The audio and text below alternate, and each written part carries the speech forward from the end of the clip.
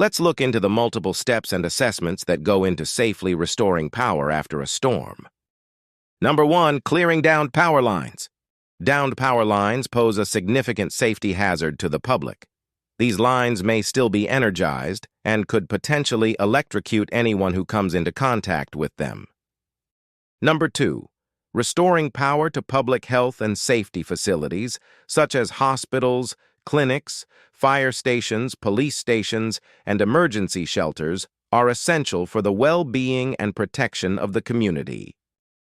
Number 3, repairing transmission lines, as they play a crucial role in the electrical power grid by transporting large quantities of electricity over long distances.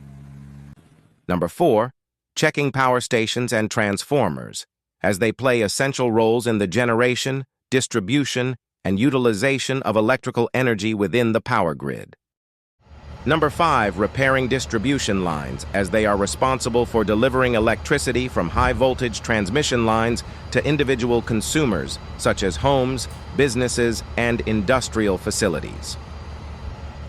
And number 6, getting power restored to homes and businesses. Remember, a neighbor may have power while you do not. Your home might be on a different feeder or transformer, or the service line to your home may be damaged.